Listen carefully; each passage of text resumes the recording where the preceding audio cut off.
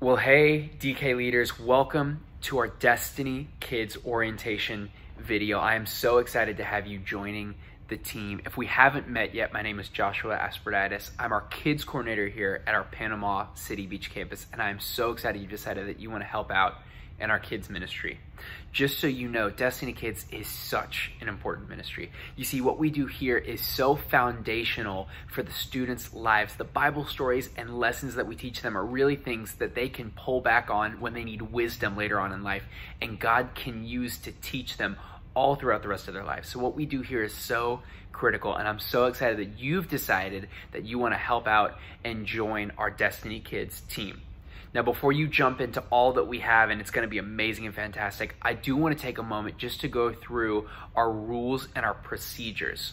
So as a church, we're actually one church, but we have 5 locations. So one of our main locations where we started is our Destin campus. And at our Destin campus is where all of what we call our regional pastors are. So we have a pastor that's over all of our kids ministries, and his name is Victor Vigalis. He's an amazing communicator. He's an amazing person. He loves the kids. And so what he's done is he's actually filmed a video explaining a little bit of the heart of Destiny and really why we do what we do on a Sunday morning, as well as some things to keep DK both a safe and fun environment. So do me a favor, listen to him and what he has to say, and then I'll be back in just a moment to kind of end things up. So thank you so much for checking this out. Go ahead and enjoy.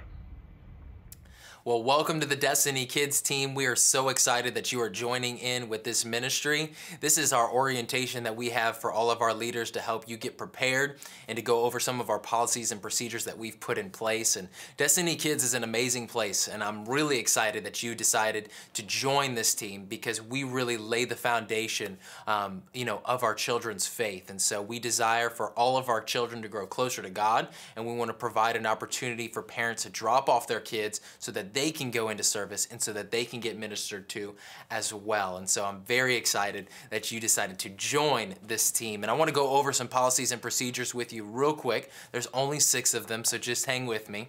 The first one is this: only children, leaders, and staff are permitted in the student auditorium. Parents may visit but must remain in the back, separated from the children and identified with a tag.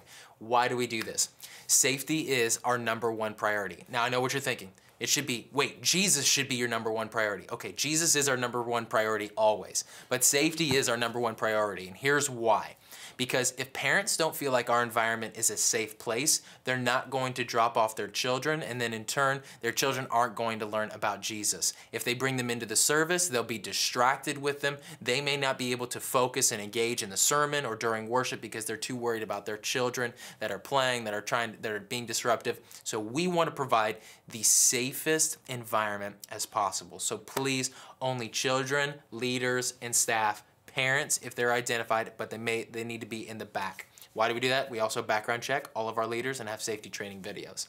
#2, children must wear name tags during the service. This is important for 2 reasons. 1, we want to make sure that every child has checked in and that they're in there, and that they're supposed to be in there.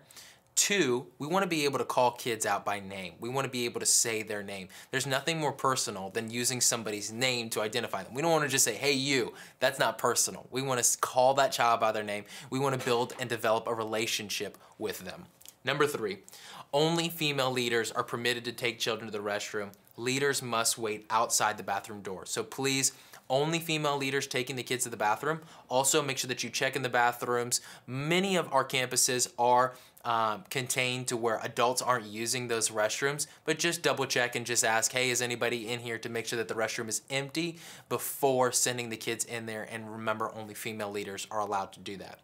#4, disruptive children. Now, all of our ministries have some disruptive kids from time to time, and so we want you to know how to handle that. So typically what we'll do is a 3-strike deal. So 1, we'll give a verbal warning.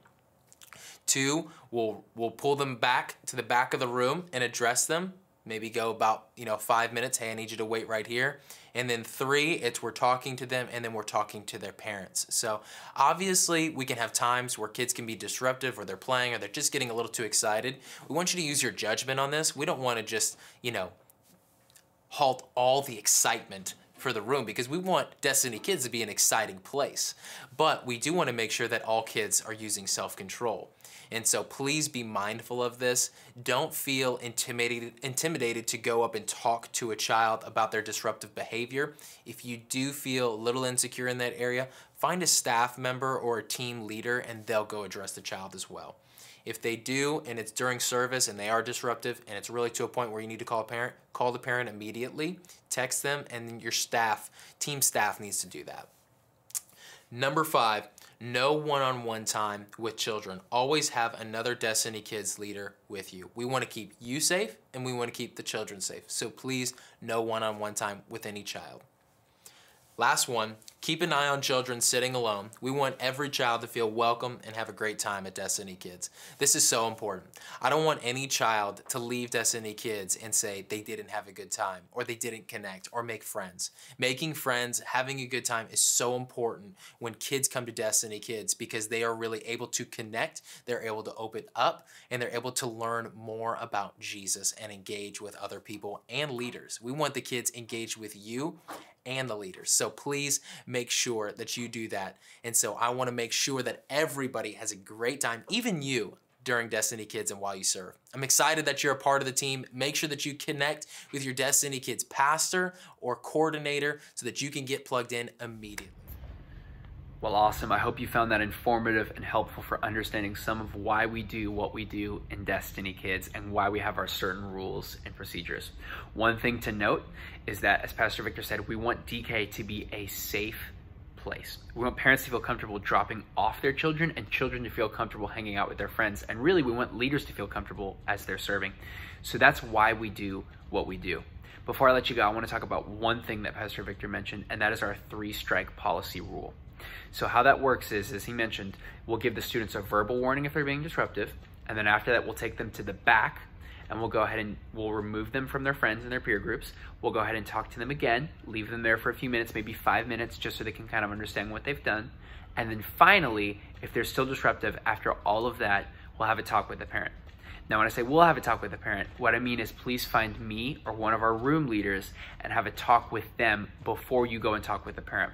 We want to have 2 leaders, especially a room leader or myself, that is talking with those parents alongside of you.